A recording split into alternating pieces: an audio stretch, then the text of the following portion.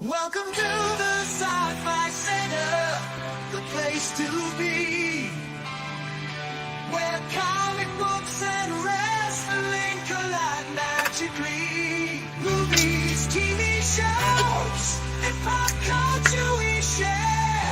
Get ready to rock, we're here to take you there.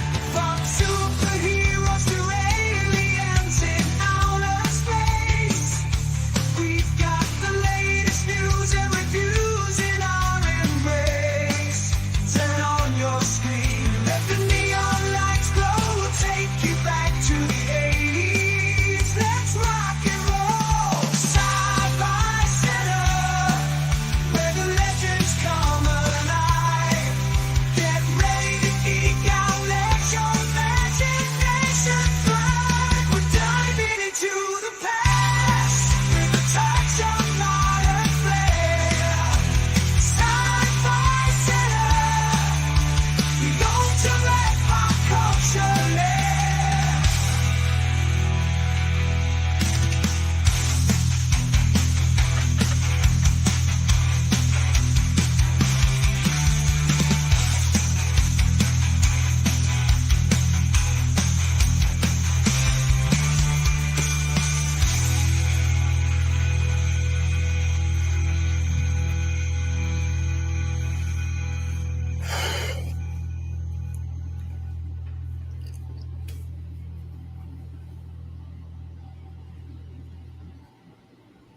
Happy Sunday and congratulations on making it through another week and being in great position to get the next one started off. Welcome to the Sci-Fi Center's weekly, normally scheduled Sunday night live stream. This is going to be a short, casual conversation, unlike last night's failure in time control of the show, which another 4 hours, but it was fun. And I like that thumbnail. Tonight is just a casual, stress-free. My head is hurting and took some Anacin or Tylenol. I think it's a sinus headache, but I'm not sure. But Brett might have taken his warm milk and might have gone to sleep. Once that guy crashes, he ain't getting up. It's hilarious. All right, before we get started, we have rules around here, and it is not chaos. It is not dogs and cats living together.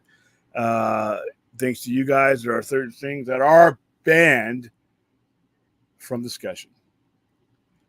Starting with 90s Batman and X-Men cartoons. I don't need to explain. I've already gone through it. How you doing? Pineapple on anything? Pineapple will never not be discussing, so that's probably going to stay on there. Bad Good Burger jokes, once again, something that'll never change. It'll never be funny.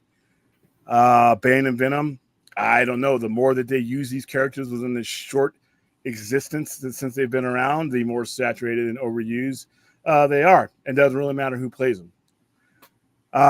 Let's see. Brad's boneheaded Mad Max. Brad's genius Mad Max feral kid theory. That's 1,000% true. And it's funny because the common sense is starting to set in, and Brad, even though he's not wearing his foil hat, it's starting to appear. Everybody sees that, they hear that, and they're like, I wonder what and more and more people are coming over to the feral kid. Yeah, you get like 3. There's like, I'll have everybody by the time we do this watch party. Sure. James Gunn's DCU. There's nothing to talk about at this point. I am tired looking at that picture of David Cornsweet sitting down. I'm tired of overanalyzing it. And the company has done nothing to get me excited about it. So I guess I'm just going to have to wait, which is not something I want to dwell on over and over and over and over again. The Snyderverse, for obvious reasons. It's getting better, though. Last night I thought it was going to be a complete shit show of people that are going to come in and tell me I was delusional and move on, when it's really them that need to move on from all of us. But, hey, last night was a pretty tame, pretty even kill show. So I'm still going to leave it on the ban list because it literally leads down the shitter. It'll start off well, but if you stay on it long enough, trust me, you will circle the drain. And finally, and for now, but like once again, the file is open to consistently add more things to the band. Found footage films, the laziest genre known to man. And I can't think of one that I really enjoyed. Starting with the one that broke through, the one that really earned its spot on the ban list which is the dynamic ripoff of the Blair Witch product. So found footage, that's some of these are permanent and are never going away. Some of them will float in and out as we get closer to James Gunn's DCU. And if there's something to talk about, things like that. But some of these are, like I said, I can't see things on here that will never not suck and just change one thing. Well, like what you're saying about the sniper, because of course we bent that last night with the talk about Zach doing 300. It's like, because I was thinking a little bit about that. It's like, because that, I mean, it's 300 is not like, obviously it's not directly related to necessarily like Justice League or anything like that. I mean, they're connected in that they have the same director and whatnot, but I mean, the fact that it was a very civil conversation, and the fact that, of course, that it involves him returning to the studio that he had a very tumultuous history in the last few years, that I could see that topic becoming like more amenable as far as like discussions, because we had a pretty good one last night about it, and it wasn't contentious, and it does it raised questions that are valid to ask and hypothesize about. Yeah, and like I said, as long as we can keep the subject sane and we're not doing the stupid shit, I'm fine with having the discussion, because once again, I established how I felt about the whole, a lot of guys that I associated with on all of these platforms are always trying to tell people that they're living in some kind of fairy tale land, when no, it's just, it's business. It's a transaction. The only people I ever hear saying never are fans. And the people with the least stake in the game are always the ones saying, he'll never do that. They'll never do that. And I'm like, dude, people make business decisions. I deal with it in the wrestling world all the time, where people, he would never sign with them. I'm like, oh, Will Ospreay. There's no way he's not going to sign with WWE. It's the biggest thing. Will Ospreay did not give a fuck about ever wrestling in WrestleMania. He didn't care. He didn't care about the offer, the money offer that they offered him. There were certain things about what Will Ospreay needed to wrestle for AEW that Tony Khan gave him.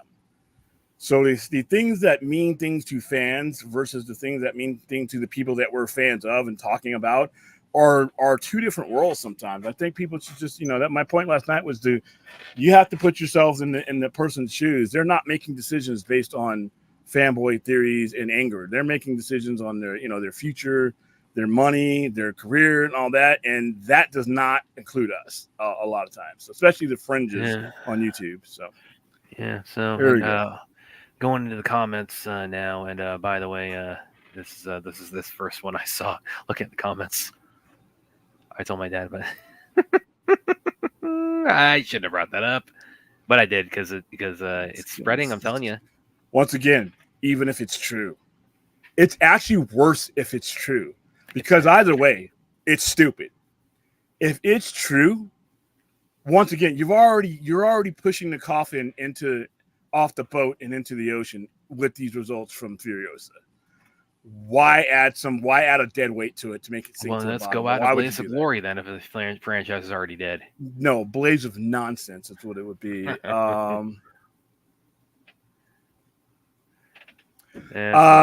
No, because the picture was over exaggerated and overhyped.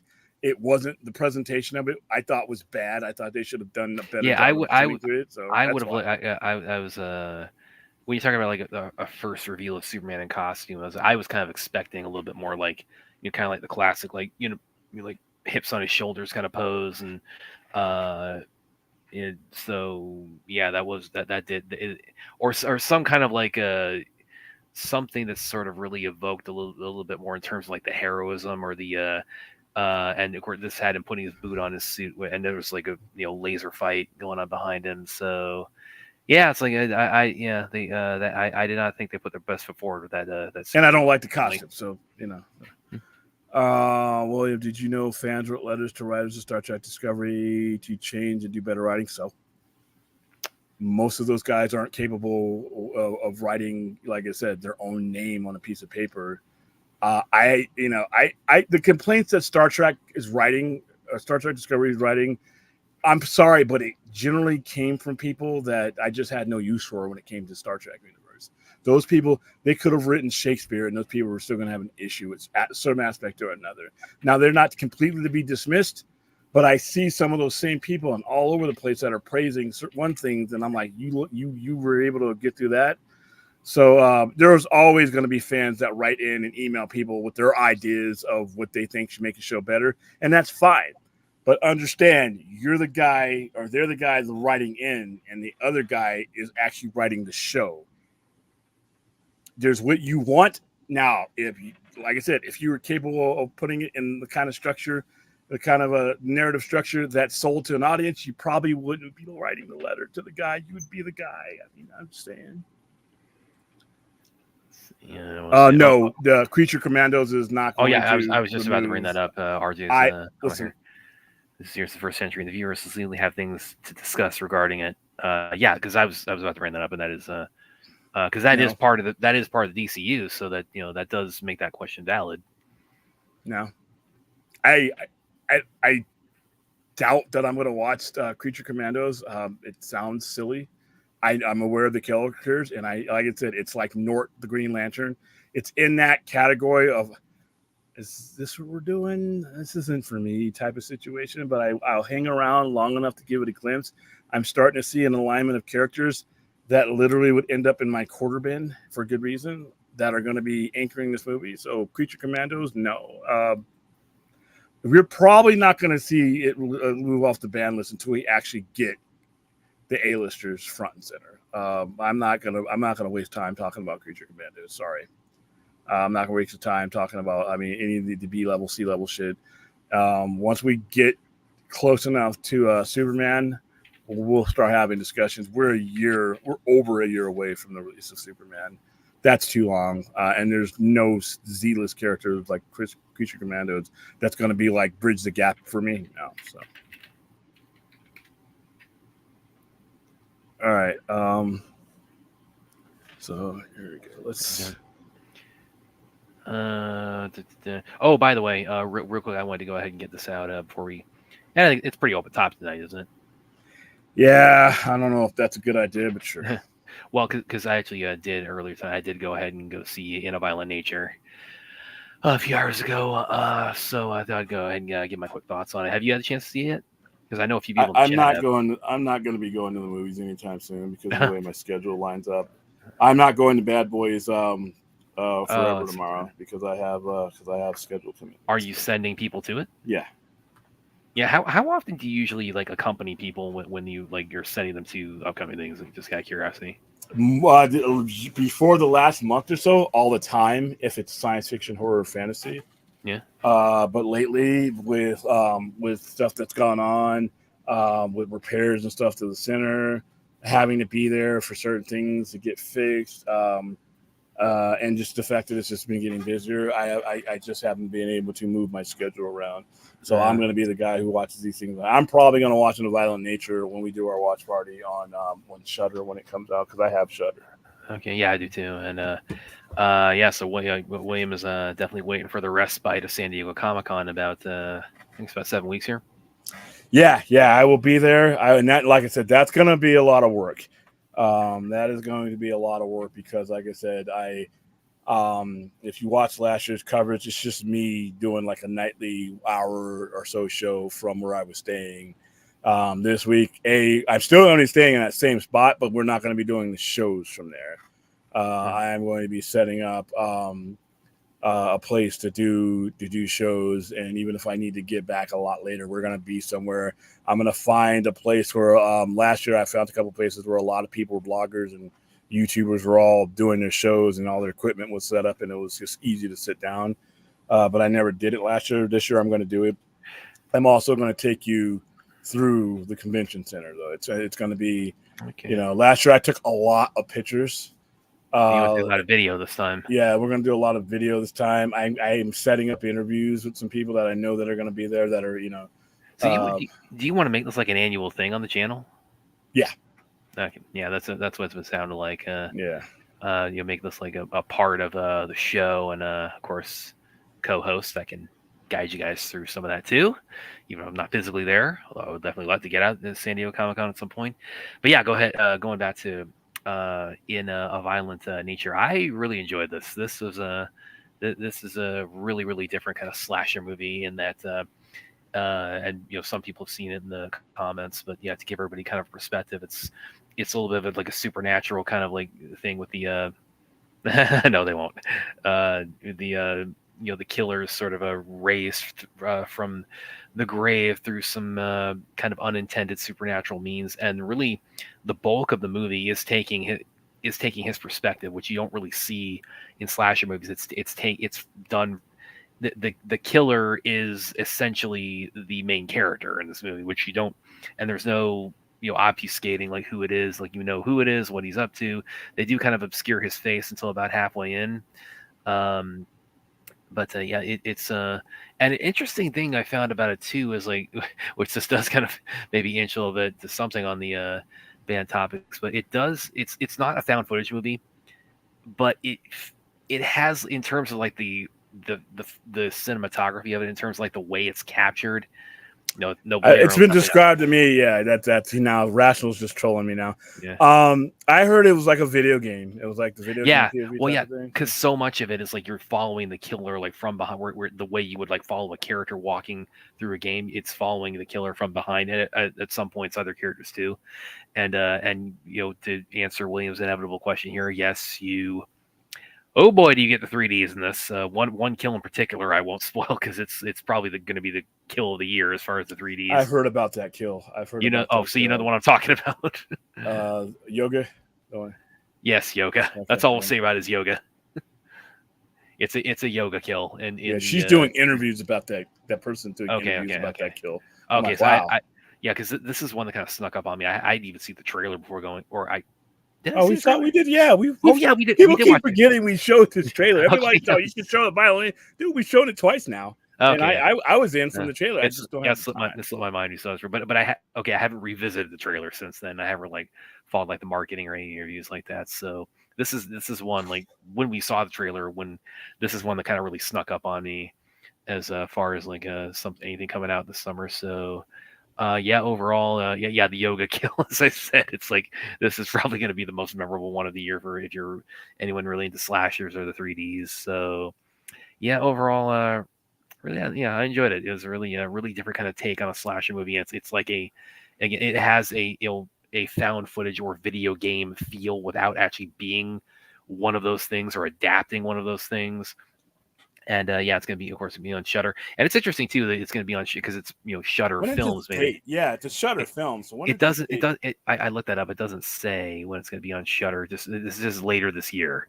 So I'm paying. I'm paying for Shudder. Why am I? I you want me to go? You want me to go pay again?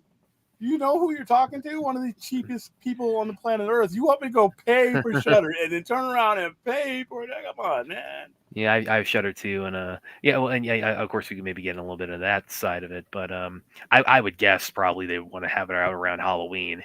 Oh, fuck that! No, that's some bullshit. Well, that is some bullshit. If you make me wait till fucking Halloween for this, it's just a shot in the dark. Okay, it's a Shudder movie. Hurry up and get it on Shudder. What the hell, man? Well, especially with the way things seem to be going these days, you might get that like 2 weeks in theaters and then it's on a streaming window. That's really all I needed was a limited engagement in theaters. Get it to me. Shudder movie on Shudder. Hey. Well, yeah, and I was going to ask you about that. But again, given my overall thoughts, I really enjoyed this. It's a really different kind of slasher movie. But Shudder being which those of you who don't have it, it's a horror centric streaming platform. So with it being a Shudder movie, it's produced. It's like Netflix. It's produced by a streaming platform. So, what from the business perspective, like what's the impetus to put this out theatrically? I would have, if I was running Shudder and I had something like this, that shit's not going in the theater. I have a streaming service. My whole thing is to try to get you to subscribe to my streaming service. I don't know. But that's where I'm going to go see it. But that's fine. They made a couple of. I don't even know if they made a couple extra bucks because who distributed it though. If Shudder's a distributor, they're not. They did. It's them and IC Films co-distributed. IFC. Yeah. So those IFC, trust me, is getting the lion's share of that money. Yeah. It says I got the Wikipedia up here. It says IFC Films released In a Violent Nature in North America on May 31st on 1,426 screens, marking the widest opening for a film for the studio. It earned 410,000 Thursday night previews and went on to gross 2.1 million in North American box office during its opening weekend, making it the second best opening for IFC Films after Late Night with the Devil. So that's I mean, and this is something this was definitely made dirt cheap, so they definitely made their money back already. So All right, if you got want to back. if you want to catch it theatrically, now's the time to do it because it's probably not going to be out more than like another week or two. So, like I said, I think they should have done a day and date on that one. But that's just me. Because, like I said, my situation is not. It's not that what I want to go see it in theaters. It's whether my schedule will allow. Man, come on, it's Shudder. When you told me this was it, when I first thought this was a Shudder movie, I thought it was going to get a limited engagement, and at the same time, it was going to be released. If I'd have known that, I'd have been kind of pissed off. Well, it's not PVO. It's not PVOD if it goes on Shudder. It's just it's you're subscribed and you can see it subscribed. Yeah, I'm already paying you, Shudder. Damn, how much do you want? All right, Aaron has a question. No.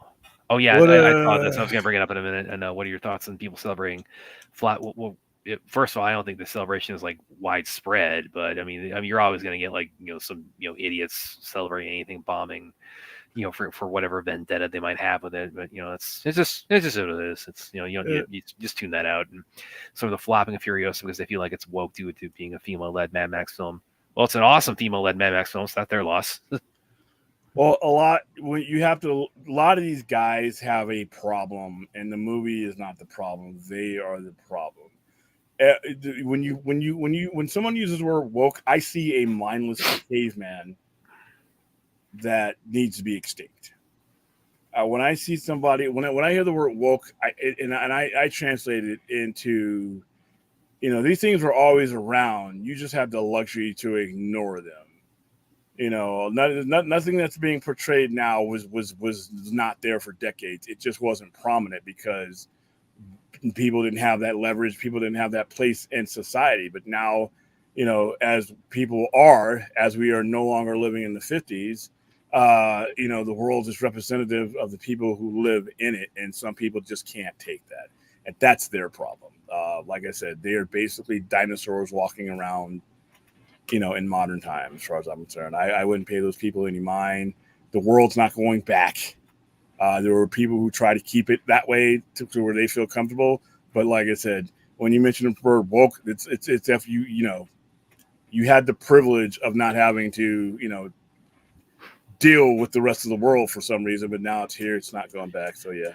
Well, I mean, because I have, when you're talking about the topic of wokeness or the term woke or whatever angle you kind of want to come in that, because I have I without getting too much into politics here, I probably would best be described as like a left-leaning moderate is probably the best way to encapsulate me. And so I can see I'm somebody who really tries to cut out a lot of just the bullshit of people just screaming at each other from either left or right, because you have on one side of the spectrum of the debate over wokeness, you have on one side the ultra far right that again kind of wants society to be back in the mid 50s, and then you kind of have the another side of it that was the kind of wanted us to be within the Demolition Man, where we have the swear machines, which and I'm not party to either of that, so that's kind of where I fall on a lot of that. But as far as it applies to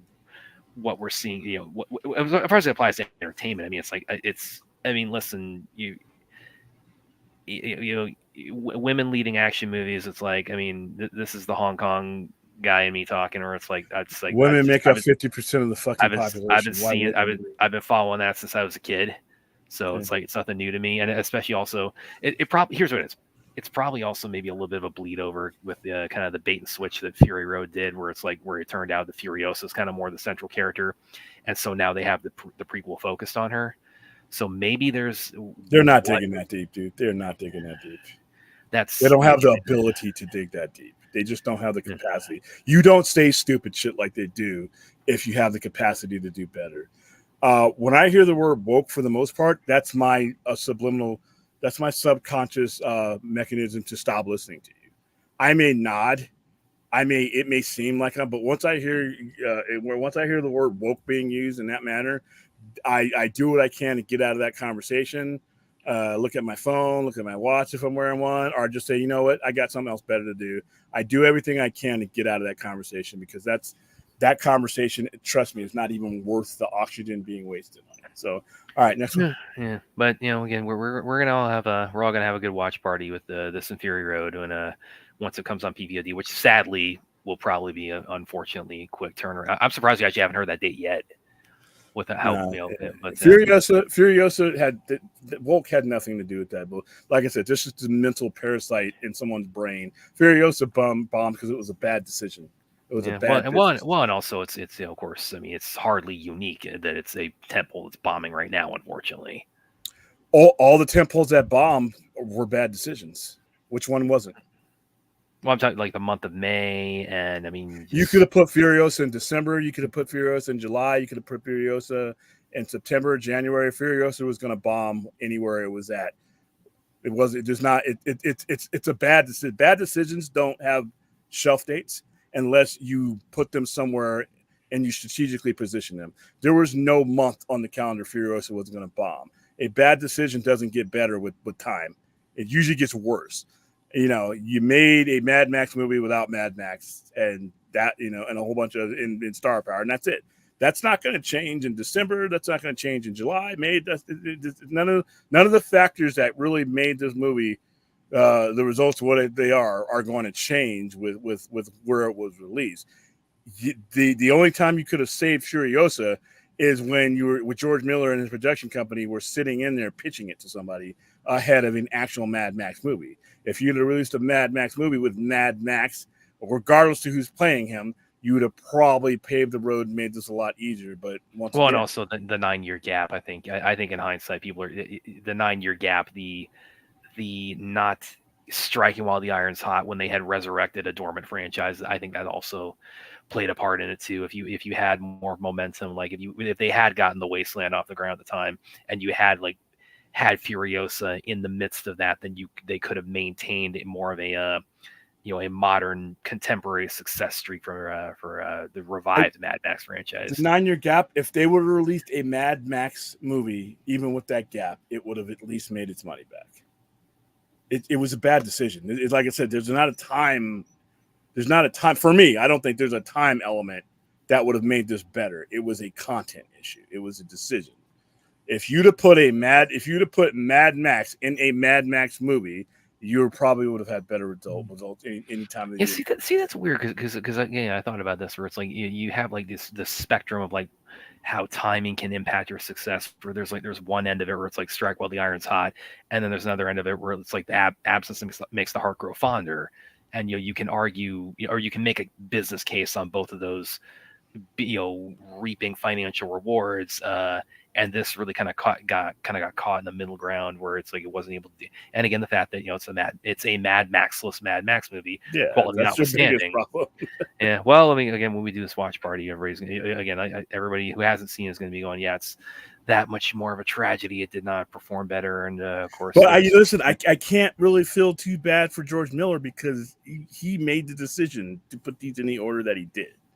It's his production company. This was his risk. Well, I mean, he's doing all right anyway. I mean, he's not going to the poorhouse, but as far as if this is the end of the road for Mad Max, he's as much a part of that than as anybody. He's on board with that decision. Do you think there is any serious consideration behind the scenes now about potentially, because the reporting is that this could be the end of the road for the Mad Max franchise, but do you think there is any serious consideration behind the scenes, like, okay, let's take one more shot at it and let's get Gibson on the phone about that? No, not unless Gibson pays for it. Like if you're gonna get them, if they can fund it, then yeah, or if they can find a sourcing, but like I said, they were the fund source, so and they're about to lose a lot of money, so they're out of that. So they would have to find somebody who's willing to take a look at these results and say, I want to put my money on that. And the smart money is no. The passionate money, the connected money, like Mel Gibson connected to the franchise, obviously, George Miller, that money would say yes, but is there enough there to justify, when right off the heels of something? We don't even know how much money this is going to lose. I don't even know where it's at right now. Where is that? I'm looking at, it's not good. It's definitely not good. Yeah. So how are you, what's that pitch meeting going to be like? Yeah. Right now, okay, budget 168. Total box offices worldwide right now, it's sitting at 114.4. Yeah. So it's So right now, it may not even make its budget back, and even if it does, it's like then they're divvying it up among the theaters and the disparate parties, as far as the investors. Yeah, it might even make that 168 mark, which it really sucks. Yeah, and like I said, how much life is left in the franchise to begin with? It was always Mad Max was always a niche fan. Even when I grew up with it as a kid, it wasn't a broadly Mel Gibson. The reason why it got the watchability later on is because Mel Gibson, after Mad Max, was in things that were huge. I mean, but at the time that these 3 movies were released in the 80s, Lethal Weapon hadn't been big. There was no Braveheart. I mean, it has an audience, but it's not something that you can really say, hey, this is a cash cow. And now you have these movies, and you're asking somebody to spend real money that you can lose. They're going to, like I said, we don't know how much money they're going to lose because I don't know what their percentage. No, they're absolutely going to lose money. I mean, there's no question about that. We just don't know how much because how much are they getting from PVOD? How much is Miller's company getting from it? How much is that? They're not the distributor, and this is where it pays to be the distributor because the distributor is not going to lose. Production company's going to lose, but the distributor gets their money. So. Yeah, it sucks. So, but yeah, flopping on wokeness or female ledness or anything like that. That's not. That was a problem. That was not what happened here. That wasn't. We're putting Wolf on the ban list. And again, it sucks because it's really awesome. It's like I'm really looking forward to doing a watch party with you guys, and taking you through that and taking you through something else that I can't talk about because William is such a tight ass about it. Because it's ridiculous, and like I said, it's with these movies, there's a lot of movies that I like that just didn't do well. It's a risk you take. Yeah, it sucks. It sucks, but again, if that people dancing, I can. And that's the thing too, because it also the reception among those who have seen it has been very positive by and large. So it kind of falls under the category of like a well-received bomb. For lack of a better term. So it's like it bombed, but if you saw it, or those who saw it, like 9 out of 10 of them loved it. So unfortunately, there was only 9 or 10 of them. Yeah. Wait, William's going Comic-Con. Yes, I am. That probably means you won't be able to watch or discuss Deadpool till after the weekend, unless you see it early. I may see it before I go, because that would be the Tuesday if they do it. They may not do a screening because they don't want spoilers out there, but they may do one. If they do one, I would be at it. I would be the Tuesday prior to I get up. So it would be 2 days before I leave because I'm not leaving until Wednesday night. Sunday morning. So we'll talk about that. It's weird that they're doing that the week of Comic-Con, but that's fine with me. Like I said, I'm going for the TVA. I'm going to see where we're at. We're finally at a point now where I can start seeing. I'm within the field of vision of the things I want to see. I'll sit through Deadpool. That's fine, but I'm not. That's not why I'm going. And the Wolverine, like I said, the last Wolverine movie I saw, I loved. I don't know what the whole silliness and the way Deadpool movies are done. If I'm going to even enjoy this version of it, but like I said, I'll sit through that. But I'm there because this is the escalator up to the things that I've been waiting for 5, 6, 7 years. And I see glimpses of that in this story. The story is the beginning of something. So that's why I'm going to see Deadpool. If it were a Deadpool like Deadpool's 1, 2, and the stupid Christmas specials, I wouldn't even waste. Well, I mean, it's not a Christmas special. It's just like re-edited Deadpool 2 to make it look like what was it, Princess Bride? Yeah, and it was in the story. And like I said, I will promote it, all that kind of stuff. But like I said, even if it was just standard Deadpool shit, I would send a bunch of people. I would make sure I have my guy on the ground to shepherd them in and out of the theater. I'm not going to be there for that. He would probably just say, "Hey, Brad, give your thoughts on the next show." Yeah, pretty much. Pretty much. I would get around to watching it on Disney Plus, but I would speed through it. So, but just now that they're entangling the story with things I want to see, I'm actually going to go. By the way, also kind of quick thing on that too. Daphne Keane has just recently been given a comment where she said, because of course she plays X-24 or X-23 in Logan, and she was recently interviewed. She said, "Yeah, I'm not in Deadpool Wolverine. I don't know what's the over/under on whether or not she's BSing us on that with an NDA." I don't know. Probably because she is so awesome in Logan. I wanted to see so much more of her after that. I was so yeah, that was one of the unfortunate things about the Disney merger. So, but I mean, Hugh Jackman's came out of retirement, so I mean, I don't think we can rule out that she's having If to she play fits the. in the story, see, here's the thing though, they got to be careful because not every cameo fits in with whatever the story that they're telling. Yeah, that's true. So I mean, we like I said, there's a difference when you do fan service wrong, it's disastrous. 403 days. I'm not counting. I'll give it another 100. Really, that's all it is. 403 days. That's over a year. That's a lot. That is over a year, but I when you put it like in day terms, it makes it sound that much closer. Unless something changes, just getting closer to though is not going to really pique my interest either. I mean, we could be right up on it if they've done nothing to get me interested in it or to sell me on it. Then it could be we could be on July 10th. It's just a matter of is this something I want to buy into yet? And I don't know if I'm ever going to. It's just without blowing a whole bunch of time on those reasons. You guys know those reasons. My reasons I think are legitimate, and like I said, my time is valuable, and all of these guys have collectively, including the current regime, have wasted enough of my time to a point where I just don't trust them now. And in order to have excitement and want to talk about stuff, you have to trust. You have to trust. Excitement goes a long way. That's called faith. I just don't have any faith right now. That may change, but right now I don't see it anytime soon. And 400 days is a lot of time. And if I'm not excited about it, then what's the alternative? Just bitching and moaning about it. Yeah. One and of course, Gunn himself has said, don't expect a trailer until this calendar year. So that does kind of elongate the prolong. Yeah, prolong. I mean, what's the when you say it's like the alternative is either bitch or like talk about it in a way that you find stimulating. Well, if you don't have like actual footage or marketing that we find that is actually going to stimulate the conversation in a positive way, that's like all we're doing is bitching, and that's a fun. So, and what if you just don't care? What if all of your regard and passion for Superman has been spent with the last version, and you just don't care? You don't hate. You just don't care. I mean, that's an option too. I mean, it's a lot of people. Mm-hmm. A lot of people legitimately just be like, "Oh, okay," and that's it. I mean, right now I'm just like, and I'm not being derogatory. I'm just like, I'm not connecting with the premise. I'm not connecting with what I've seen so far in ways that I connected with other IPs was long before this one.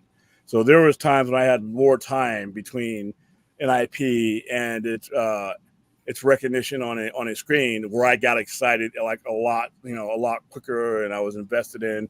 But I'm not with this one. We're a lot closer to Superman than I am to a lot of other things. I got excited about it because I cared about those things. I legit don't care about the DCU right now, and it's on them to make me. And snippets here, snippets there. None of the introductions of the characters. I mean, when you tell me Guy Gardner is going to be the first Green Lantern I see, yeah. I hope there's some kind of 4D chess to play there, because as I said, multiple streams, like I think the world's population now is like 8 billion people.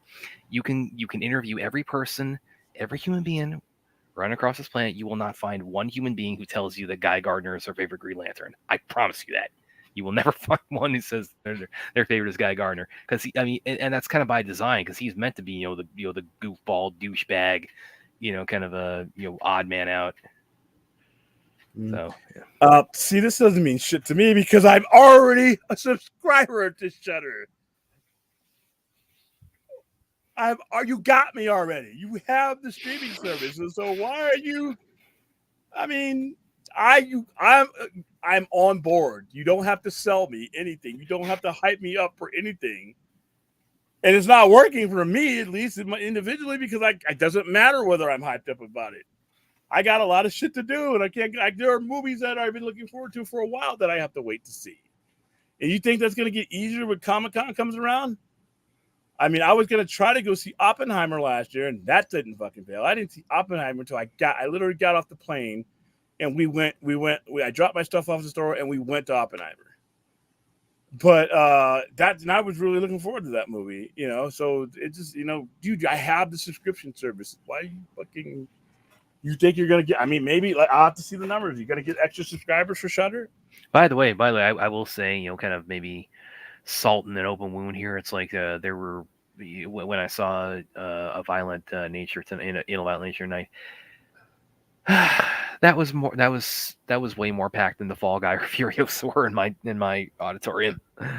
There were way more people that turned out for that one than there is, unfortunately. I don't know if that's maybe because it was just like the fact that the horror audience tends to be a little bit more open weekend kind of ride or die on that, or again goes into like everything you said about Furiosa and the whether the time and place not favoring it, but yeah, it got a pretty good turnout tonight. But it was the biggest so far I have seen of the summer of anything that I've seen theatrically. All right. Wait, I might do that. I might do because I don't usually stream on Mondays. I might do that tomorrow night.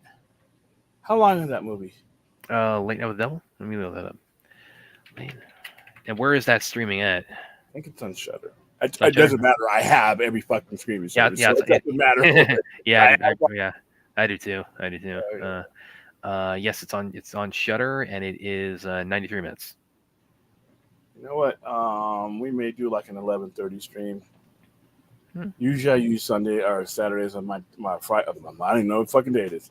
Monday nights is my day of rest, and I'll watch my wrestling a little bit, and listen to a lot. That's what I usually listen to. A lot of my podcasts that I listen or shows that I listen to is usually on Mondays. But I think we might do that tomorrow night because I don't want to do that in the daytime, and I don't want to do that at the store. I want to do that in the comfort of my own home. So I think we might do that tomorrow. Keep an eye out for that. Horror movies, yeah, that's lend themselves to like a nighttime. Exactly. And yeah, this is true, Ray. I've interviewed some people who run it. Like, who did I? What was the one that I did about 2 years ago? I interviewed like 3. Scott Atkins. Was it Scott Atkins? No, I've interviewed him like 8 times, but it wasn't for anything for Shudder. Scott. Yes, love Scott, obviously. Do you really? I couldn't have figured that out. No, what was it called again? I'm looking for it now. Hunter Iggy. I don't know what about. I don't understand. Superhost. Okay, yeah, Superhost. Yeah, that's what. I'm sorry. Go ahead and finish. No, I don't. I don't know. Listen, I don't know why people complain about a lot of different things. I don't know, man. I haven't heard of it, but yeah, I don't have an answer for it. Yeah. See, anyway, as I was saying, yeah, Scott's awesome. No, okay. But he is awesome. He's awesome, dude. Awesome martial artist. Awesome. Big star. I don't like I like taking money, but I'd rather you just donate it to me because you're not going to win this. It's just not. There's no mathematical reason for them. So if you're gonna say this, fourth, give me a business reason of why these greedy motherfuckers would do that. Not what you think should happen, not what I think should happen. What has been demonstrated, and knowing that the yield percentage is higher as it gets closer to them. Why would they do this? They're not going to do it. Dude, you're not even getting 15 to 20 days in some situations. Why would they do? And it doesn't make mathematical sense for them to. I bet you $100 for the end of the year day and date movies will be announced 3 or 4 months delay films. Well, you're not going to have that many day and dates anyway. You really don't. I mean, I think there should be a lot more, but so what are you asking me for? Maybe I'm confused. Day and date movies with announced 3 to 4 month delay so films can do better in the theaters. Yeah, but these studios don't fucking care about that. They clearly have shown you they don't care. Especially if the studio is a streamer to begin with. If it's Amazon, you can kiss this or if it's run by a man named David Zaslav. Yeah, Netflix. I mean, Netflix is part of these studios. I mean, and like I said, why would you do that? See, in the old days when you didn't have the streaming platform, I could understand that. But you have it, so why would you do that? It just doesn't make any financial sense for them to do that. It's going to be a lot easier to curb any losses sooner than it is 3 or 4 months down the road. Our minds don't work like that anymore. The average consumer's mind doesn't work like that anymore. So it's not. I don't see that as being the case. But I'll you know what? I'll take your money. Yeah. Well, going back to Superhost, it was a Shudder original from 2 years ago. I interviewed Osric Chow and Grace Gillum, and I think also there's one of the other leads. And I did like 3 interviews with that one, so that was my first one. I did interviews for a Shudder production. What? Who cares? Who cares? No, I'm just kidding. I'm just kidding. Come on. I just wanted to say that for the fucking last couple minutes for no good reason. But no, it's good to see you talking journalist stuff because you're supposed to be the one that's adding journalistic credibility. So when they see a bonehead like me, they're like, "Well, he can't be too full of shit because he's got a journalist." Well, especially and the fact that I am the journalist should give a lot of credence to like maybe fan theories. That's what hurts. That's what hurts things. See, that's what hurts the credibility. I'm like, how can I say I'm on here with a journalist and here he comes with this feral kid shit? Oh my god. No, all right. But that was fun talking to them. I think they're the only ones I've ever interviewed for anything Shudder related offhand. I could be wrong because I guess I've done so many damn interviews in my life. It's like I have to read through like my backlog and everybody. What is he talking about? I celebrate it because I never got my. I think he's talking about you celebrate Furiosa bombing. Oh, okay, yeah. Well, yeah. I don't know if I want to. You know what? I just people who are connected to these movies that's their job and their next jobs are reliant on some of these companies. Like if you're working for George Miller's company right now, and they're not popping champagne right now. Yeah, you're not going to get another movie, which means you're going to have to. I don't like saying things fail. I know a lot of people have their ulterior motives and reasons for it, but they're aimed at people who are never going to get hurt. George Miller's a rich multimillionaire. He's going to be fine. But what about the crew in Australia? What about all those people? What about the people, who really worked hard on these movies? They didn't make the poor decision. They just were hired. They took a job, and now this hurts them too. So. Well, of course, Anya Taylor-Joy also trying to establish herself as a leading lady. Not to. It doesn't matter like if it's how well liked the bomb is. The term bomb being assigned to it doesn't tend to endear you to studio heads that much. She's got Dune though. She's got. Oh Dune. Yeah. She'll be in Dune. Oh, by the way, I saw. I was scrolling through Twitter. I saw Denny. He was talking about like how the kind of the box office woes that this summer started out with, and I wanted to pull this up. I forgot to last night, but his quote was something to the effect of it's like because Dune Part 2 right now is the biggest movie this year. So it did like 7. I saw that where Denny says he said his movie. He's still number one. Yeah. Yeah, but hey, he's going to work in the Oscar. William, your definition of woke doesn't match with those who complain about it. In fact, more Hollywood celebs are pushing back against. I don't care either of it. It's the term what I associated with it in our world. Especially with science fiction, horror, fantasy, especially with Star Trek, that's the term I'm talking about. It's not my definition. It's the definition I'm most frequently in front of me.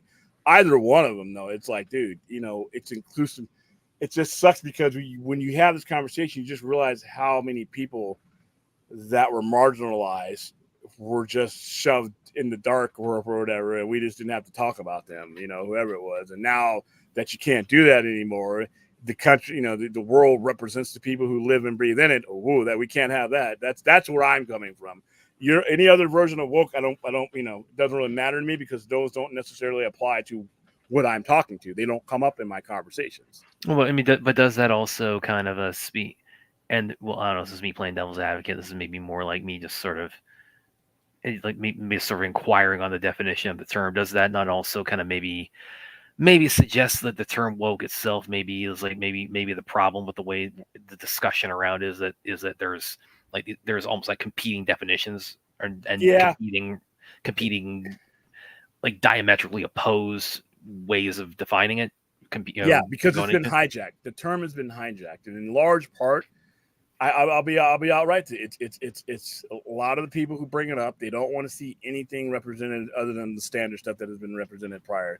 A lot of it is, like some of it's racist, some of it's homophobia, some of it's bigot. I mean, it's a lot of it, and they don't want to. A lot of people. I'm not saying everybody, but when you see other representation that you didn't see prior, what's with all this so and so now? What's with all the gay people and this and that and all this and that? I'm like, well, gay people weren't embedded in the last 5 years. They were always part of society. It's just now certain, it's a lot easier to be representative of the things around you at. If you look at TV shows in 20, 30 years ago, like, prior to the 1970s, if you saw one of us on the screen, it was usually in some stereotypical bullshit, unless it was Sidney Poitier or, a handful of other people, but as society changed, our representation grew, and not everybody's necessarily comfortable with that for whatever reason. And I say, you know what? There's nothing I can do for you.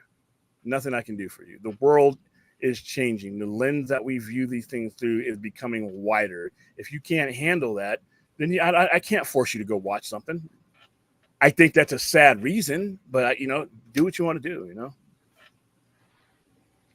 Yeah, it's sad again. The unfortunate commercial downturn for Furiosa, as I said. Because again, I'm telling you, when we do this watch party, you guys, anybody who hasn't seen it, it's like this. This is very this. If you're a fan of Fury Road, you will definitely dig Furiosa. All right, I'll be back. Yeah. There's an issue with girl boss characters in studios push target more than women and to action genres. They don't show up the numbers like men, dude. Basically, like WBA. But you know what? 30 years ago, the WNBA wasn't where it is. Just because you didn't do shit when you should have done shit and it didn't cultivate and develop doesn't mean you never do it and you never target. Women make up 50% of the population. You should have been doing this shit 30, 40 years ago. But, you had the old goats that ran shit. You had a bunch of old men that ran Hollywood. So we're behind. Just because we're behind on something doesn't mean we shouldn't do it. I mean, you should have had women representative in these roles years and years and years ago. Why did it take? Why is it even? It should have been integrated a long time ago. But now we call it woke because it seems like all of a sudden shit should have been happening a lot longer. That's how I feel about it, at least.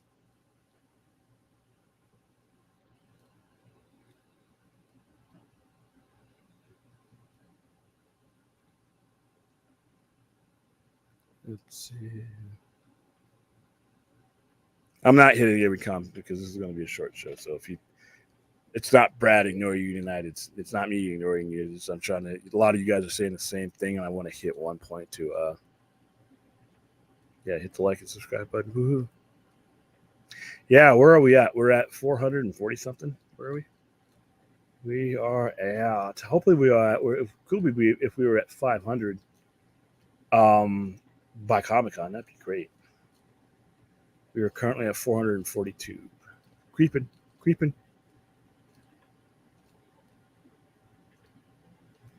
We're not going to be on that much longer. Just go ahead and put the question here, dude. I missed it. Yeah, you were hanging out with Film Junkie. I saw that. And you got to go to the Bradley building, which I'm glad. I recommended that one to you. And that's if you guys are ever in downtown LA and if you're a Blade Runner fan, please go to the Bradbury building. It's a cool building. And when you stand there and you look around, you feel it. And I saw your picture with Film Junkie. Was he in his high chair? Because he's a little guy.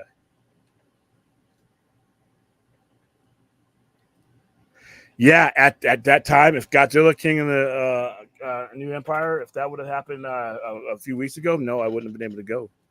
There's been a crap load of movies. I wanted to go see Furiosa, I wasn't able to go. And by the way, New Empire is not crap. You may have thought it was crap, Azteca, but yeah, I enjoyed myself and I went to go see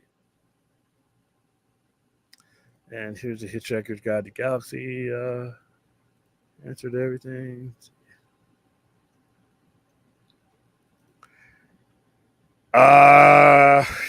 Not for free, that's for sure. Oh, hell of a question to come back to. I you know what? No, because there's going to be people who want to watch Cloverfield in peace, and I'm not going to let you. So, yeah, we should definitely do a -1 though, because -1. Yeah, -1 is like I said, that movie's great. When it comes out, yeah, I mean, shit. If we would do one soon. If we might have done that like tonight or something, but it's not on Shudder. I have Shudder. It's like having a refrigerator. It's like having a refrigerator in my house, but renting space in my next door neighbor's refrigerator to keep there. I already got a refrigerator, man. Let me see if they got just like the placeholder kind of spot for it on Shudder. Yeah, it has some cool shows too. It has some really cool shows. Yeah, I really dig Shudder. That's also where they do the. Well, go ahead. No, I'll mention my point. What is your thoughts on Andretti's weird ex post about the real Latino men, AEW, CML, AAA with a picture of him? He's always listen. Oops. Andrade is always going to be connected with that those groups of people. I mean, it's in his blood. Lucha Libre, he's in his blood. He will always have connections to them. He has friends. A lot of these guys, especially because your market, a lot of times you got to travel long and far to do that type of wrestling. So, but a lot of these guys, even though they go to other federation, they still promote. And right now, Triple H is of a mindset where he doesn't mind these things being brought up. We're in a new world when it comes to, and I wasn't the biggest believer of it. I wouldn't somewhere down the line bar seeing AEW and Triple H getting together, because it's a better environment for the wrestlers because they have that flexibility, and you get people. Hey, if you can get somebody to guest on your show, they like the environment. When they're a free agent, maybe they'll come over, as things like that. But yeah, AEW has a lot of that culture. CML is that culture, and AAA is straight out of Mexico. So he's going to have that in his blood, whether he's back, no matter where he's at. He could be on the moon. He's always going to rep those companies. Let's see. Violent Simulator. You guys are talking about the. All right. Let's see. I need a business reason for that. But why would they do that, though? Okay, you don't have a business reason, but why? Where's the why? I mean, if you give me a legitimate pathway to why, then I'm like, okay, I'll think about it. But I don't think they're going to do that. Dude, like I said, they want it out of the theaters where they can get the most of their money at, and then they want something else in the theaters. You also got to realize that there's only so many screens to put these things on, too. And once it starts waning, why are you going to – I mean, if you got a movie that you can make more money off of having more screens, you want to be able to rotate that movie in. That's how you're going to – that's going to keep your traffic.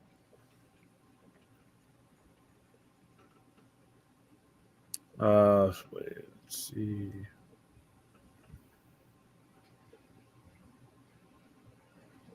Maybe subathon is in order. Yeah, how the hell does that even work? I don't know. I know there's people. Yeah, I know Dial did it. We did it for Dial, and I subbed to Dial that night. So maybe maybe that's a good idea. I want to get to 500 before I hit San Diego. That'd be cool to be monetized while we're doing that stuff. Yeah, it would be. I need to see Abigail Williams. Yeah, I gave her a shirt. I gave you a shirt. You haven't seen the movie yet, Reyes? Damn. All right, let's see. By the way, I'm almost done with the t-shirt designs. I fell behind. I thought I was gonna be done in order for before the overnight live show. I've got a few developed, and they're all silly. So once again, some of you will have to explain some of this shit to other people because it's like nobody's gonna know. What stuff like Tra and Floob and who's really the okay? I'm not gonna be good. Where I'm going there with that one last one already. Yeah. William, do you think there's a chance Becky Lynch will go to AEW, or is she just playing free agent? Filter increaser. Well, she is a free agent. She is no longer under contract with WWE. I think the odds are that she stays. Her husband is there, but she might just be taking time off because they have a 5-year-old child that, when you're both wrestling on the road sometimes, you have to leave, you don't get to spend that kind of time. And if you have the luxury to take some time off, a lot of people do that. However, if it's a money situation and there's a guy with $8 billion in the bank that can make you the highest paid female wrestler of all time, that's also intriguing. So it's going to be a business decision for her. It's going to be interesting. If they were to get her in and she didn't have a no complete cause, I think, depending on if it's a 90-day or whatever, you definitely have to put her in all out. Or all whatever, which one, the one that's in Wembley, because there's one before and after. I hate the way they do that, by the way. But the Wembley Stadium show, I'll call it the Wembley Stadium show. If you were to get her, if you signed her and there was a no compete clause or there wasn't one, you have to have her you'd have to have her in All Out in Wembley Stadium. I mean, Wembley Stadium is going to be great this year. All right. By the way, since we were talking about the news of Zach doing the new 300 with Warner Brothers, of course, also this kind of this kind of ties into something else. Although that ties into other things we were talking about too. But relating to like the whole thing about Violent Nature, like when we just have a vague idea when that's going to hit Shudder. Is it still? Have we heard anything like? Because it's still tentative that Rebel Moon, the director's cuts, are going to be on Netflix in August. Do we have any indication of the hard date for that yet? I haven't gotten one. That doesn't mean they don't have one. I just don't have one. I haven't heard anything from Netflix as far as like, are we going to promote this? Are we going to do another Geek Week type of deal? Because I never got to see the one I did because they didn't even air it here in America, which is kind of shit. Yeah. I want to see that, Yeah, I want to see like the full, see these things, in the comprehensive versions now, because I'm looking forward to seeing because apparently, well, not even apparently, like I mean, Zach has stated outright, yeah, both of them add like about an hour to them, so between them, they're about 6 hours long. Chappie,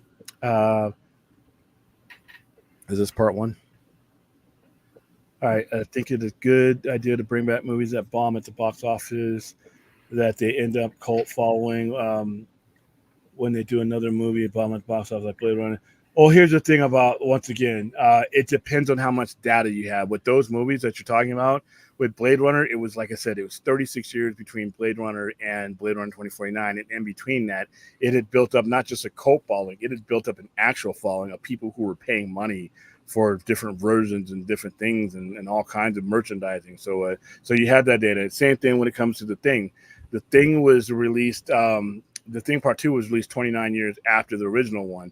The original Thing has made tons of money and re-releases, DVD, Blu-ray sales, toys, all kinds of stuff, licensing and everything else. So you had 29 years of data there. I think it's a good idea if the movie bombs, but you can do an autopsy on it and there's still revenue being made somewhere. If there's still, if it still polarizes an audience enough to where you think not only can you get that cult audience back, but that cult audience will bring other people, then yeah, but it's a case-by-case situation, Chad. Well, again, we've talked about it before because The Flash is about to be added to Netflix this month, so I'm kind of wondering, what kind of data they're going to get on that when that gets added, because that's probably, and that's probably going to attract some attention on Netflix. The Flash is a tough one because unlike the other movies, that's entangled in a whole messy situation that a lot of people want to revisit. Like when you go to Blade Runner, other than the making of Blade Runner being like, really kind of crazy and hectic, you're not talking about there's so many things that are attached to the Flash that it's just, to be honest with you, as much as I love the movie, are things I just don't feel like revisiting right now, and it hurts its rewatchability for me. But other people, for the first time, have at it, man. Have fun. Abigail's one we could a double feature. I don't know about a double feature because it's we'll probably be doing it on a weeknight, but we'll take a look at it.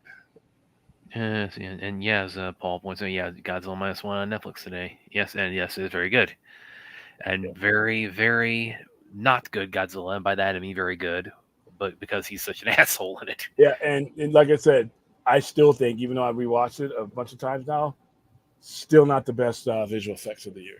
That should have gone to creator. I think you had a better justification for Godzilla -1 getting a Best Picture nod than you did for its special effects. Because when you watch it now, especially when I watch it and I can look at it right in front of me like that, and over and over again, you can kind of see where there's some low budget shit. They hit it well, but it's creator had the best visual effects. It's still the best use of atomic breath I've ever seen. Yeah, and like I said, I mean, even though that's not possible the way he did that, but it was still cool. But you had a better argument for, like I said, when you look at the films that were nominated for best film this year, you had a stronger argument for Godzilla -1 to get a Best Picture nomination than to win for best visual effects, because it wasn't. But still a good movie, still a great movie.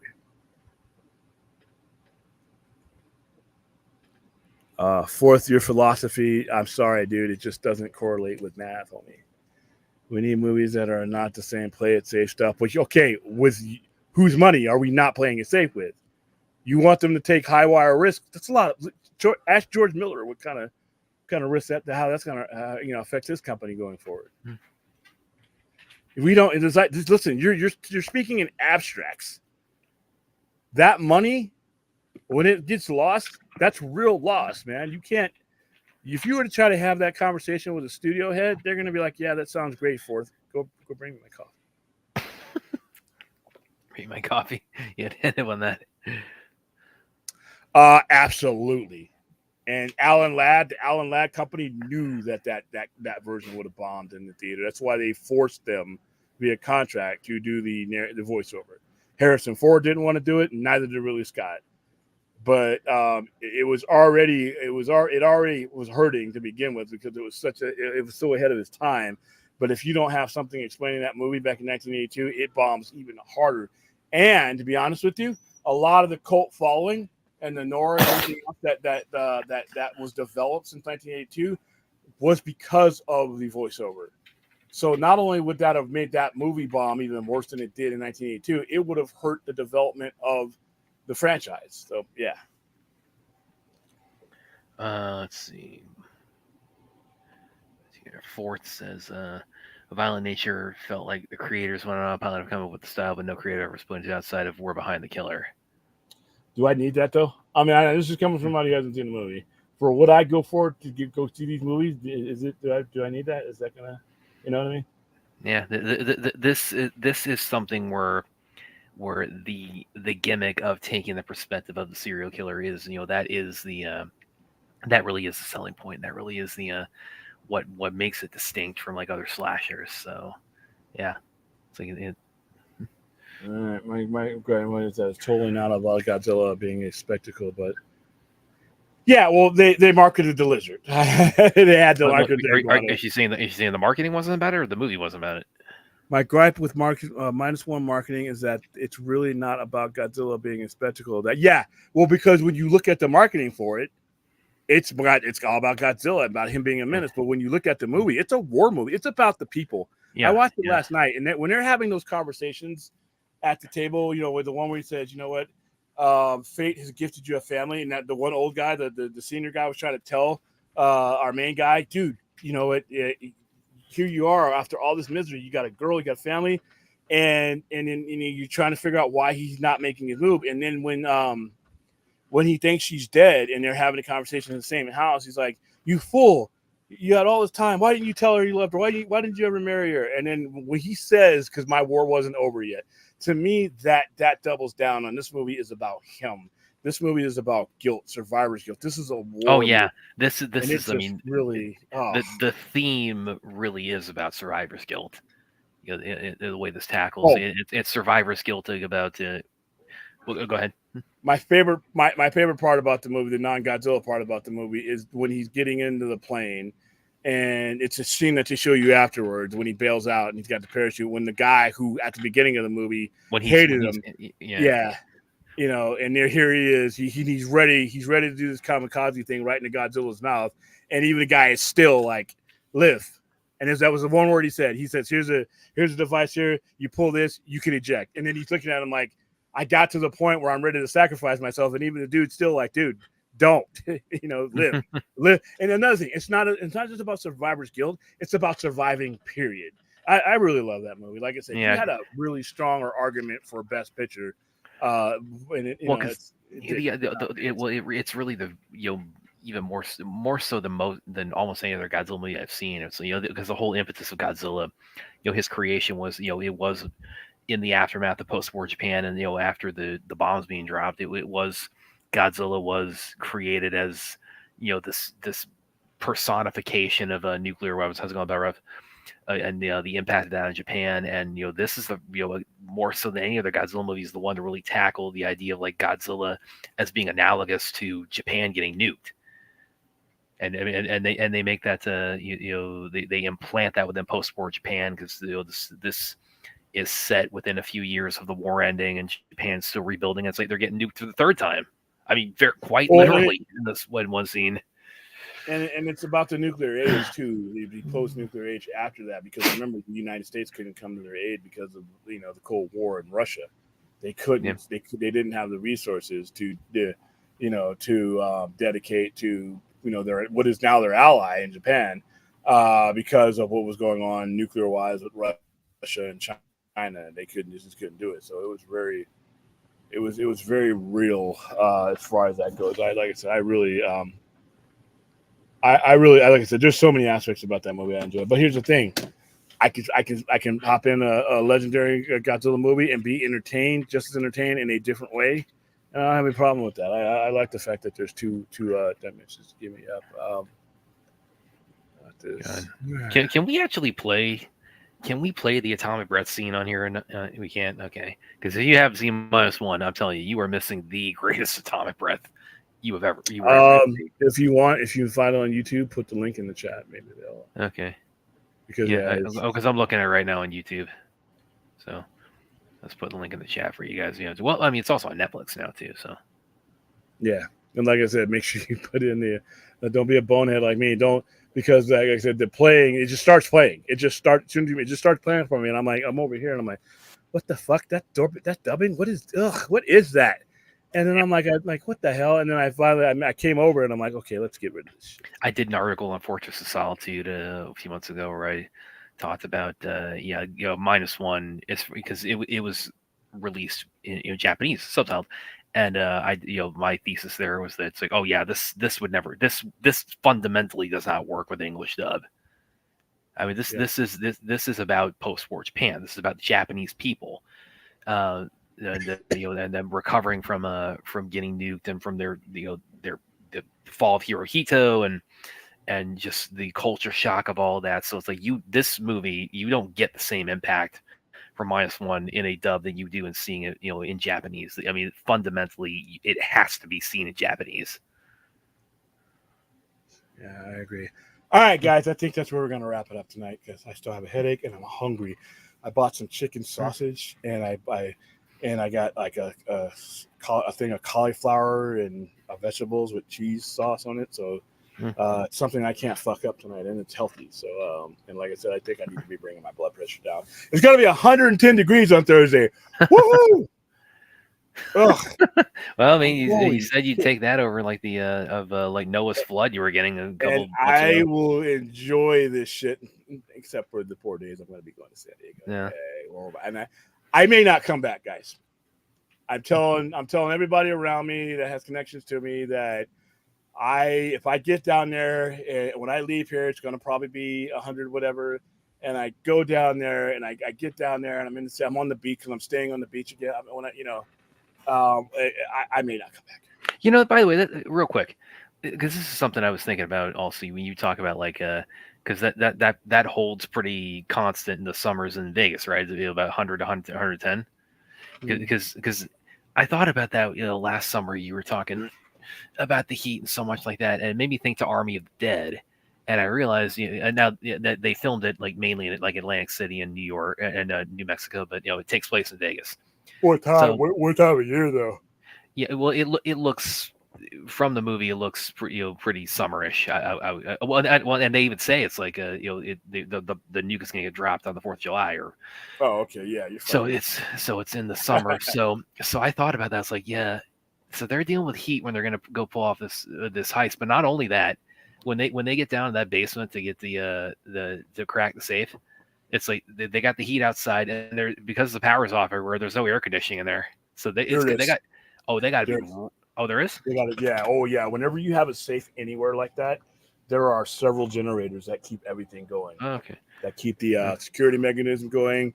That keep because there's vaults down there of things that need to be cooled that cannot. There's like. Okay. Yeah. When you're down that low, there's an entire. It's almost it has its own infrastructure. Believe it or not, that goes from the days when they used to build shelters and stuff. So when things got hit by a explosion, yeah. So that's basically built in the same design. So now, yeah. Well, okay, but even that though, it's like when they get into the casino, it's like because the power's off, so it's like indoors, like other than that, like the area where the safe is, like it's got to be roasting in there. It is, but from somebody who's been in a military effort over there, adrenaline Oh yeah, You don't feel it it's true. sometimes. No, they got $200 million. They're trying to, Yeah, so you know, living they're or going dying after. when you're shooting. I mean, there's a gentleman. Now, like I said, I was going to be 110 Thursday. I'm still. This is why I just don't need it to rain here that much ever again. Is I'm still the air conditioning things that I'm dealing with right now. The whole entire replacement and everything else was caused by that whole Gilligan's Island situation that we had.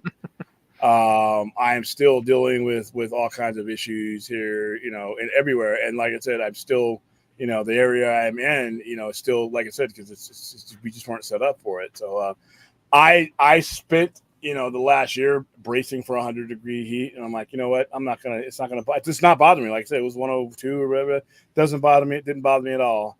It usually does. It's like, oh my God, is this ever going to end? But I'm like, okay, when this ends, are we going to have what we had last year? We legit had a hurricane off the coast of California that affected the weather patterns here and caused all that. I don't ever want to see that again. You know, and we got monsoon, but that ain't a big deal. But it rained more in the last 6 months in Vegas than it did in 10 years. You know, if I was living in Portlandia or Seattle or, you know, somewhere where it was built where the roads don't flood with like a quarter of an inch, you know, I've been all It's right. like you just look out the window and there's an arc like flaring right past you. Yeah, there you go. You know, I mean, and yeah, but right now the heat, it's not bothering me. This is the first time the heat, it being 100 degrees, 110 degrees on Thursday, no sweat. No sweat. Maybe not literally, but yeah, not literally, but it doesn't vex me like, you know, because like I said, I'm legit sitting in a store that had the entire wiring system flooded out because the building was never built for that shit. So 110, bring it on. Hey, and my air conditioner now, a brand new unit that I have in the house here, perfect, man. It's perfect, you know. And but yeah, like I said, I'm ready to I'm always ready to get to the fall because the fall is cooler, and normal falls here in Vegas are not, you know, like I said, are not. Boy, you get that hour back too. Yeah, get the hour back. We'll celebrate, you know, catching up to that thief that we've been chasing for 6 months. All right, so all right. What do you guys think of the cauliflower rice? I think I got the noodles. All right, cool. All right, that's it. Making sure. Oh, that was how much salt is in that? None. No, it's garlic. So instead of using the sodium salt, they just straight up garlic salt, or whatever. I don't even think it's salt, but it's there's no sodium. I wish I had the package in front of me, but yeah, it's a healthy sausage. It's chicken. So I'm not doing the pork. I want to eliminate. I at one point I eliminated pork out of my diet for a good while, and I just floated back into it. But now I'm getting rid of pork. Eventually, I want to get rid of all red meat if I can. You know, if I have the discipline to. If I can find an Impossible Burger that tastes really good, so far I found a couple of them. I would cut down on my meat like 50%. You know, but it's a mindset. I'll get that done. So but yeah, no real salt in it. It's like some kind of seasoning, but it's all garlic. It's all plant based. So there you go. Just eat some broccoli. There's broccoli in there. Broccoli and cauliflower. I said broccoli and cauliflower. What are you talking about? City of God with no country. Are you asking me? Ray, I haven't found the tofu that is. I know it's out there. I just haven't found it. City of God with no country for old men. We can watch that. All right. Let's go back. Oh, by the way, I forgot to tell you if you guys wanted to not subscribe, like and subscribe already, but if you wanted to donate to the show, I'm going to have a little logo that it's going to be called the Send Williams to San Diego in Style. Because I'm already going. For those of you who don't know, I have secured passes 4 days, baby. To this year, and my arrangements that I made for last year are still. All I got to do is plug them in. I made, like I said, I learned. I took a lot of notes last year. I had fun last year, but a year of planning is going to make this a lot cooler. I'm staying not away having strikes too. Yeah, well, no, but that's actually going to make it worse for me because it's going to be working. Oh yeah, sure. I'm not getting anywhere near Hall H. I have no use for Hall H. The only reason I went last year, and it was cool. If you watch my movies, I was able to walk right in the house because there was none of the mumbo jumbo that was there the previous years. It was just they had the Star Trek one, but no stars. But when you come into Hall H, all the Hall H staff was clapping and cheering you on as you walked in. I have a video. I thought that was cool. Okay. I actually thought that was cool. I mean, people are happy to see you, and I'm happy to be here. That was my one and only time in Hall H, and it is it. I am glad that I was able to get in. It filled up, by the way, for a strike year. I walked in, got in, and when I turned it around, and you'll see it when I do the movie, it's packed in there. So even it's not people sleeping out like all the ridiculousnesses that you do if you want to get in on those panels. I don't want to do that. I have never wanted to do that because even with 4 days, you spend a lot of time and you got to go to the people and you have to switch out. It's like, oh no. And I have YouTube. We will be discussing the stuff that if anything gets revealed there. Because I'm going to play the fucking trailer. This year, they're probably going to put trailers. They're not going to do that exclusive shit anymore. Yeah, I think they're going to go ahead. So you'll get it because they did it last year. When we did our show last year, they showed an episode of Star Trek that was supposed to be exclusive for Con. And I'm like, man, they should really show this to the fucking people. And they said, by the way, in about an hour, everybody else is going to get it. And I'm like, that's cool. Because I don't believe in Con exclusiveness shit. YouTube, you can reach 1 million people before you blink your eye. I don't want to hear about a trailer. I want to see the trailer. That's what gives me hype for these movies, So, but yeah, it's going to be fun. Just being in being in my home state of California. Just being surrounded by geekdom. It's the same feeling as when I go to wrestling events. It's just going to be for 4 days of just being around nerds. So we got I'm lining up interviews right now. But yeah, we're gonna do some promotions where we're you guys will be the difference of we eating Roberto's or something healthy. Roberto's is healthy, but it's not in moderation. Top ramen in a bowl in the hotel, or some Vietnamese Viet noodle. And I already got the list of people who are like, can you pick this up for me? Because that's what I did last year. I mean, I was getting calls and texts the whole time. Hey, can you get? I was waiting in lines that I didn't think I'd be waiting for. Like the Funko line is ridiculous. Yeah, at cons I've been to, the Funko booths are ridiculous. It's like what and it seems like it's a city. It's like a little city within it, and that's where I met the Nerd Queens. Oh, they literally got down there and they just basically camped out at the Funko pop because are they going this year? They generally go every year. Okay, so I'll probably see them. I got a picture with them too. So. Okie dokie. I think that's it. Hold on. Tofu, Williams guy. No, Fat Burger has they have a non-meat burger. Some are better than others. Like I said, once I find that shut up, man. Once I find a good substitute, I will use it because I know it's going to be healthy for me. Happiest I've ever seen. All I have to do now is just smile whenever the term burger is mentioned. Yeah. Well, yeah. When I've seen a good, I'm ignoring you. Whenever I've seen a good movie, whenever I go to like Red Rock or I go somewhere where there's a Fat Burger, I let part of the experience. The movie could suck sometimes, but knowing that I'm going there afterwards because that Fat Burger is going to be open. Unlike the ones that are not in the casinos that like to close at Mayberry time. So yeah. So can you repeat that after a good movie and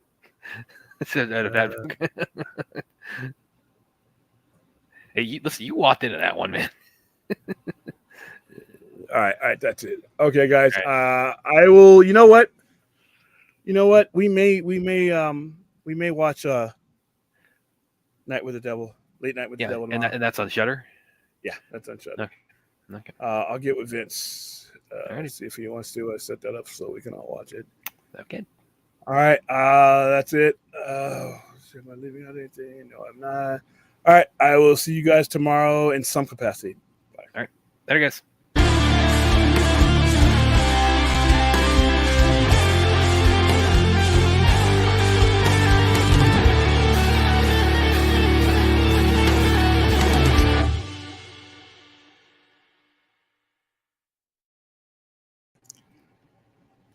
All right. I can move in the direction of meatlessness. Vegan chocolate That doesn't sound possible to me. That doesn't sound edible. You're gonna have to, yeah, we're gonna have to talk.